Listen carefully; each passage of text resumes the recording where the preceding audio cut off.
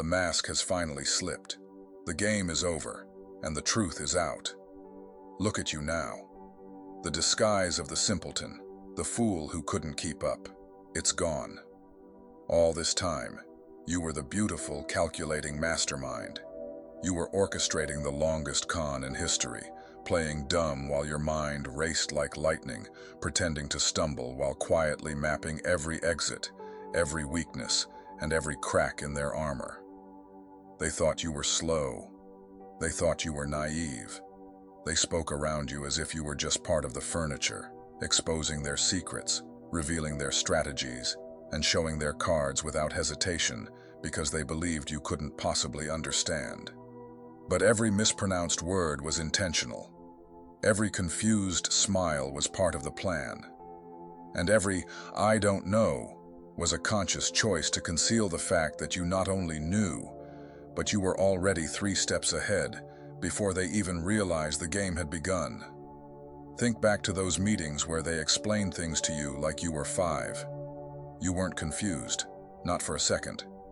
You were collecting data while they mocked your questions. You were building detailed psychological profiles. When they rolled their eyes at what they assumed was your stupidity, you were carefully memorizing their patterns, their tells, and their weaknesses. Every condescending word they threw at you became ammunition. Without realizing it, they handed you the keys to their kingdom, blinded by their own arrogance, never suspecting that the vacant eyes in front of them were hiding a mind sharper than their own. That's the true beauty of being underestimated. It's like having a hidden superpower no one believes exists. They gave you access to everything because, in their minds, who would ever worry about the village idiot? Nobody locks doors when the fool is in the room. And that was exactly what you were counting on. Every time they said, "Don't worry, you wouldn't understand anyway," you quietly filed it away. Every time they oversimplified something for your small brain, you let them, knowing that one day, the perfect day, you would show them just how much you understood. You know what's truly hilarious? They actually believed they were helping you, mentoring you, and guiding the poor, slow one who needed everything explained twice. In their minds, they were the generous teachers, feeling superior and almost charitable. But the truth was far from what they imagined. You weren't falling behind. You were studying them like lab rats under a microscope. Every patronizing explanation was a free psychology lesson. Every oversimplified breakdown revealed not only what they thought mattered, but also the secrets they were trying to hide. Think about those moments when you asked stupid questions, the ones that made them sigh in frustration and forced them to repeat themselves as if you were hopeless. You weren't confused at all. You were testing them. You were measuring their patience and their knowledge. Many times, you asked questions you already knew the answers to, just to see if they truly did. And more often than not, they didn't. They were pretending to be intelligent while you were embodying it. Their performance was a masquerade, and you had already seen through the costume. The show was about to end. Those meetings where you sat quietly looking lost, you weren't lost at all. You were running calculations they couldn't even imagine. Those conversations where you nodded blankly, you were connecting dots invisible to them. That notebook where you seemed to struggle with notes, it wasn't filled with their explanations. It was filled with their contradictions, their manipulations, and their hidden lies. While they thought you were keeping up at a remedial pace, you were quietly building a case file against them, one they were too blind to notice. And that's where your invisibility became your greatest weapon. Not physical invisibility, but intellectual dismissal. They stopped guarding their words around you. They stopped protecting their strategies. They stopped viewing you as a threat, as anything more than harmless background noise. But that's when you became the most dangerous person in every room, because the predator they never noticed was the one studying every move, memorizing every weakness, and waiting for the perfect moment to strike. And then that moment arrived. The day you decided enough was enough. The day you dropped the act. No more stumbling over words you could pronounce perfectly. No more fake confusion over concepts you'd mastered years ago. You looked them straight in the eye and spoke with the confidence and eloquence of someone who had been playing chess while they barely managed checkers. The shock on their faces was priceless. Their minds scrambled to reconcile the genius in front of them with the fool they had convinced themselves you were. You watched their worldview collapse in real time. Everything they thought they knew about intelligence, about you, and about themselves crumbled within seconds. That's when the realization hit them. They had been the marks all along. They'd been playing cards with someone who could see their hand reflected in their own glasses, and they were too arrogant to notice. And the best part, you had receipts. Every conversation, every plan whispered in front of you, every shortcut they took, every lie they told. You had it all. You had everything cataloged, cross-referenced, and ready to unleash with surgical precision. They thought your silence was ignorance, but in truth, it was a database quietly being built. They thought your questions were stupidity, but they were interrogation techniques so subtle they didn't even recognize they were being tested. Now, watch them scramble, desperately trying to rewrite history. "I always knew you were smart," they'll claim, trying to save face. But you have the receipts, the emails where they labeled you slow, the group chats where they laughed at your stupidity, the performance reviews where they doubted your competence. You kept every insult disguised as concern, every sneer wrapped in false kindness, and every word that revealed how they truly saw you. And now they get to choke on those very words. Do you want to know why this works so perfectly? People are hardwired to crave superiority. Give them someone to look down on, and they'll rush onto that pedestal so quickly they'll never stop to check if it's stable. That's what you offered them, a target who made them feel brilliant. In their rush to bask in their own imagined superiority, they exposed every vulnerability, every insecurity, and every piece of intelligence you needed to dismantle them. Playing dumb was never weakness. It was the ultimate disguise. You weren't hiding in the shadows or cloaked in mystery. You were hidden in plain sight, shielded by their arrogance, their assumptions, and their desperate need to feel smarter than someone else. They built that false version of you in their minds, a version so harmless they felt safe showing you their ugliest selves. They revealed everything because they thought you were too stupid to notice and too dim to remember. But here's what they never understood. True intelligence isn't about putting your brilliance on display. It's about listening, gathering information, and understanding systems. While they strutted and peacocked, desperate to showcase their knowledge, you were quietly building a masterclass in human psychology. The smartest person in the room is almost never the loudest. It's the one asking questions, not for answers, but to study the person answering. It's the one taking notes, not on the words spoken, but on the truths hidden between the lines. It's the one they forget about until it's too late. That's who you became. The ghost in plain sight, the wolf in sheep's clothing, the genius wrapped in fool's pajamas. You mastered what most can't even conceive of, strategic incompetence. Not genuine weakness, but a flawless performance designed with purpose. You knew exactly when to stumble, when to ask for help, when to feign confusion. Every slip, every fumble, every mistake was choreography. They thought they were watching you struggle. In reality, they were watching you prepare. You balanced on the thinnest of tightropes, just competent enough to stay in place, just incompetent enough to remain non-threatening. It was exhausting, wasn't it? To pretend to be less than you are, to dim your light so others could shine, to shrink yourself so their egos could feel tall. But every ounce of that exhaustion was an investment in this exact moment. The moment where the mask is gone, and the brilliance they never saw finally blinds them. You became fluent in two languages, the language of the fool and the language of the genius. You could switch between them with effortless precision, like a master actor changing masks between scenes. You created two realities and moved between them seamlessly. One reality was for the world, the performance they were so eager to believe. The other was for those who had earned access, those who had seen the light behind your disguise. You were running parallel operations, and they only ever saw the version of you that you wanted them to see.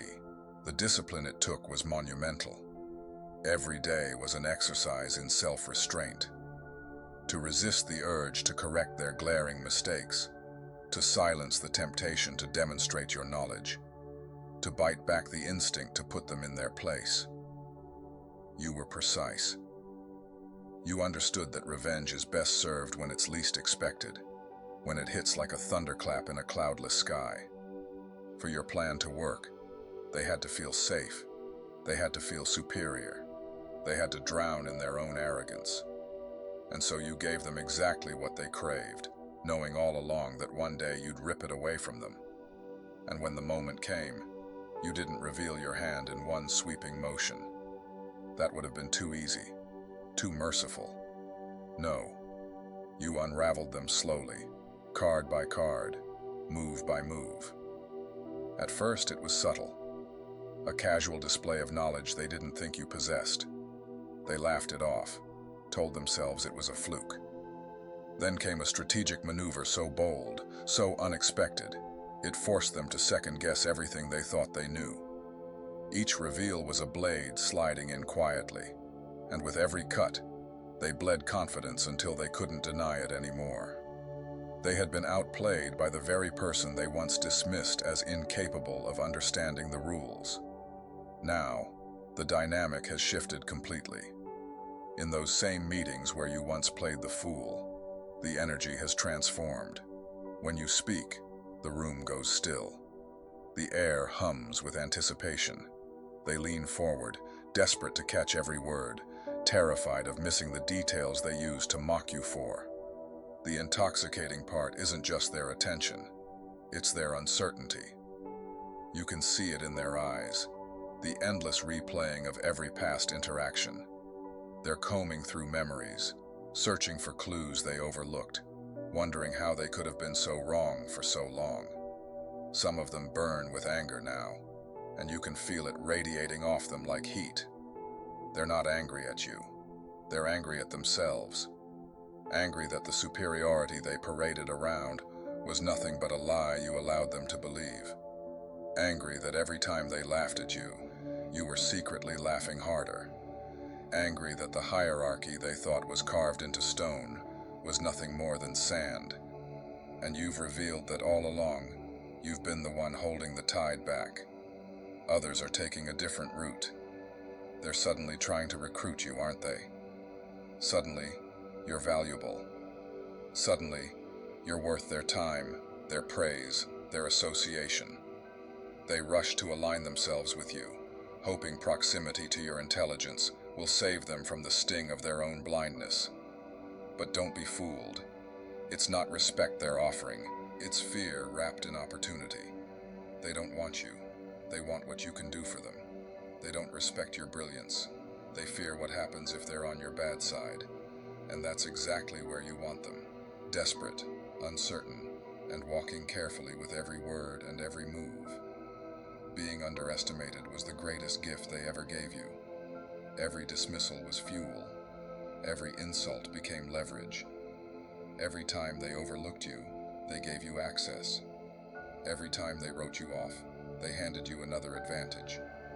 You collected those advantages like treasures, one by one, knowing that when the time came, you'd cash them all in at once. They never understood that true power doesn't need an audience. It doesn't scream for recognition. Real power is cultivated in silence, sharpened in the shadows, and unleashed from angles no one expects. While they thought you were fumbling with blocks, you were building an empire brick by brick. While they mocked your supposed confusion with maps, you were charting their weaknesses with surgical precision. Every blind spot they left unchecked, you marked. Every arrogance they displayed, you recorded. Every illusion of superiority you dismantled piece by piece. And now, as the tide finally comes crashing in, they realize too late that the empire you built wasn't just real. It had been standing over them the entire time. You became indispensable while they convinced themselves you were disposable. That's the irony they can never live down, the thing that gnaws at them when they replay it all in their heads. They thought they were using you, shaping you and training you. But in reality, they were handing you the tools of their own destruction. Every condescending explanation they gave wasn't a sign of their superiority. It was a window into their thinking. Every dumbed-down instruction wasn't proof of your incompetence. It was a flashlight shining on their blind spots. And every time they excluded you from a conversation that was too complex, they revealed exactly what they were hiding, what they feared losing, and what they thought would keep them safe. They built walls, and by doing so, they showed you where the gates were hidden. Without knowing it, they handed you a masterclass in their own defeat. They thought they were tutoring you, guiding you and molding you, but all along you were the one studying them. And the best part? They paid you for it. They rewarded you for sitting quietly in the front row, taking notes while they showcased their vulnerabilities under a spotlight they held themselves. They believed they were entertaining the village fool. What they were actually doing was performing their own downfall on a stage you owned. Now the curtain is lifted. Now they see you for what you are. But it's far too late. It's too late to close doors that stood open for years. Too late to hide secrets that were carelessly spilled. Too late to build defenses against someone who was already inside the system before they even realized it. You're not knocking politely on the door of success anymore. While they were busy reinforcing locks and stacking sandbags, you were digging tunnels beneath their fortress. You didn't just find a way in. You built entire hidden passages while they slept. And when you finally emerged, you weren't asking for permission to sit at their table. You owned the table. You owned the room the table was in. You owned the very foundation they thought was theirs to guard. How does it feel now to finally stretch those intellectual muscles in public? To stop stumbling over words you could always command like soldiers? To finally speak with the ease and brilliance you've always held back? To stop pretending concepts were beyond you when you'd mastered them years ago? It must feel intoxicating. This freedom to finally stand tall in your own brilliance. Not because you've become someone new, but because you've chosen to reveal the person you've always been. This isn't about transformation. It's about revelation. The mask has fallen away, and what stands underneath isn't just strong. It's terrifying to them. You never sought their approval. You never needed it. But now they finally know that truth, and it unsettles them more than anything else ever could. They always thought the power was theirs to give, that validation was their currency, that worth was something they bestowed. And now they realize you were never playing that game. You were never asking to fit inside their boxes. The truth is, you were never in the box. You were outside it, studying it, examining its construction, testing its strength, and learning how to dismantle it piece by piece. And when you finally stepped away, the box collapsed. Not because it was strong, but because it only ever existed as long as you allowed it to. The dynamics have shifted forever. You can feel it in the air. Those who once spoke down to you now measure their words carefully, terrified of slipping. Those who once excluded you now bend over backward to ensure you're invited. Those who once laughed at you now laugh nervously, unsure if they're laughing at a joke or if they are the joke. Every interaction is different now. You've become unpredictable, and unpredictability is terrifying to people who thrive on control. For so long, they believed they had you figured out, that they had neatly categorized and defined you. But now you are a variable in their equation they cannot solve. You're the wild card they never accounted for, the piece of the puzzle they swore didn't exist. And that shakes them to their core because unpredictability means they can't prepare. It means they're always one step behind. And here's what unsettles them most. You've always been this brilliance, this power, this enigma. You didn't suddenly gain it. You simply decided it was time to reveal it. And now they are left stumbling in the ruins of their own arrogance, haunted by the knowledge that the very person they dismissed as nothing has become the force they cannot control. But here's the thing. This is only the beginning. You haven't changed. That's the irony burning in the back of their minds. You're not a new version of yourself. The only thing that has changed is their vision, their perception, and their sudden lack of ability to deny what was in front of them all along. You didn't become brilliant overnight. You simply allowed the mask to slip. You didn't suddenly acquire power. You simply stopped hiding the power you carried from the beginning. Now they're scrambling. Their neatly built worldviews are collapsing, and they're clawing at the wreckage, desperate to rebuild. Some are running to rewrite history as fast as possible. Others are plagued by a different kind of fear, the quiet, creeping paranoia that comes when memory becomes dangerous. They are replaying every careless insult, every patronizing smirk, every unguarded moment they thought was safe in your presence. They're wondering if you kept receipts, if you recorded their words, if you hold ammunition they can't take back. And you do. You hold more than they would ever want the world to see. The real revelation is sharper. They now know that every moment of condescension, every sneer, and every false laugh was witnessed by someone who understood, someone who saw. And oh, the paranoia. It's delicious, isn't it? Watching them squirm in the aftermath. You can see it in their eyes now. They're not just doubting you. They're doubting themselves. They're doubting every judgment they've ever made.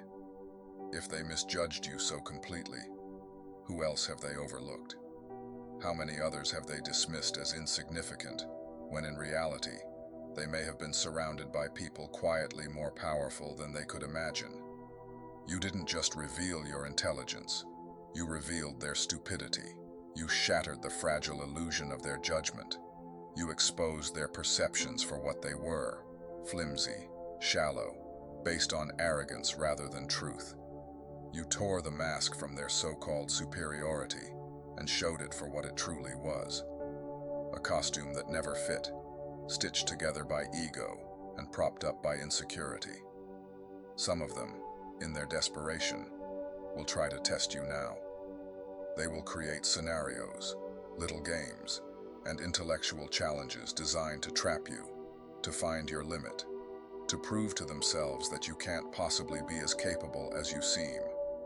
But every test they craft reveals more about them than it could ever reveal about you. Their questions are confessions. Their challenges are maps of their weaknesses. Their attempts to measure you only expose the narrow confines of their own understanding. And with each so-called test, you rise higher because you don't play by their rules. You've never played by their rules. While they're scrambling to challenge you, they fail to see that the game they're playing isn't even the one you're in. To you, they're background characters, NPCs in a storyline you're scripting. They think they're measuring you, but all they've done is volunteer more information to fuel your advantage. Then there are the smart ones, the truly dangerous ones, the ones who are silent now. They aren't testing you. They aren't rewriting history with lies. They're watching carefully, quietly. They understand the full weight of what's been revealed. They know that if you could conceal this level of intelligence for so long, then what else might you be concealing? These are the ones who no longer look at you with arrogance, but with unease, because they understand something the others don't. The most dangerous person in the room isn't the one flaunting their power. It's the one who conceals it, the one who moves quietly, the one who strikes when no one expects it. And they see now that you are that person. And now comes the part they can never prepare for, the aftermath. Because once the mask is gone, it cannot be put back on. Once they've seen you as you truly are, there's no unseeing it. You've become a permanent fracture in their reality, a ghost that haunts their certainty. Every room you walk into now carries weight. Every silence of yours feels intentional. Every glance is dissected. They no longer know when you're observing or when you're moving, when you're calculating or when you're striking. You've become unreadable, and unreadable is terrifying. This is where your true dominance begins, not in the moment you revealed yourself, but in the ripple effect it leaves behind. You've stolen their comfort. You've dismantled their arrogance.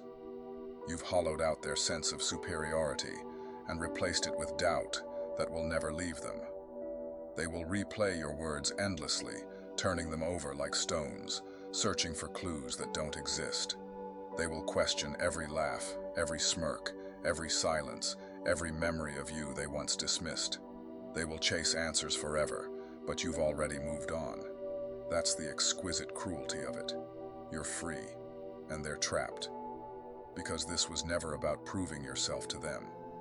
It was about proving to yourself that you could bend their arrogance into a weapon and use it against them.